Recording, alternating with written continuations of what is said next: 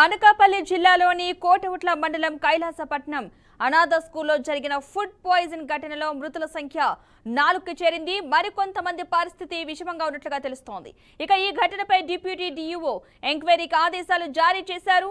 పాఠశాలలో food poison జరగడంతోనే విద్యార్థులు అనారోగ్యం బారిన పడి ఉంటారని అనుమానం వ్యక్తం చేస్తున్నారు. 4 విద్యార్థుల మృతితో కైలాసపట్నంలో గ్రామంలో విషాద ఛాయలు అలుముకున్నాయి. మనకి దాదాపు 27 మందికి ఇబ్బంది పడ్డారు ఆ ఫుడ్ వల్ల. అందులో ఇప్పుడు మాత్రం చనిపోయారు. అందులో 24 మంది. ఈ 24 మందిలో ఇప్పుడు హాస్పిటల్ ట్రీట్మెంట్లో మన దగ్గర ఉన్నారు. కేజీహెచ్కి ఆల్రెడీ 4కి ఇబ్బంది. మిగతా 16 మంది వెళ్ళంలో ఉన్నారు. వాళ్ళని మనం ఫోన్ ద్వారా కాంటాక్ట్ చేసుకుని వాళ్ళ ఆరోగ్య పరిస్థితి మనం తీసుకొని వాళ్ళకి అవసరమైన విధానంలో వైద్యము అవసరమైతే వైద్యం తీసుకుంటున్నాం. పరిశుద్ధ ఆశ్రమ వ్యవస్థ ద్వారా 86 మంది పిల్లల్ని తీసుకొని నడుపుతున్నాం.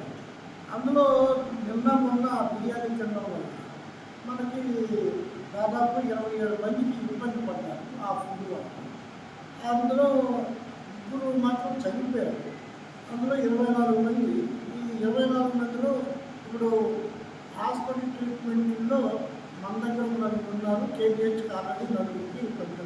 మిగతా 16 మంది వెళ్ళంలో ఉన్నారు. వాళ్ళని మనం ఫోన్ ద్వారా కాంటాక్ట్ చేసుకుని వాళ్ళ ఆరోగ్య పరిస్థితి మనం తీసుకొని వాళ్ళకి అవసరమైన విధానంలో వైద్యము అవసరమైతే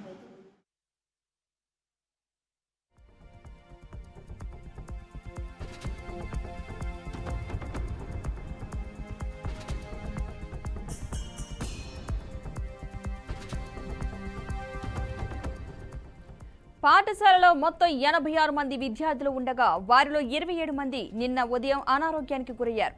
వారికి వాంతులు విరేచనాలు కావడంతో సిబ్బంది హుటాహుటిన స్థానిక ఆసుపత్రికి తరలించారు. ఇక తీవ్ర అస్వస్థతకు గురైన స్టూడెంట్స్ లో 7గురు పరిస్థితి విషమంగా ఉన్నట్లు డాక్టర్లు వెల్లడించారు.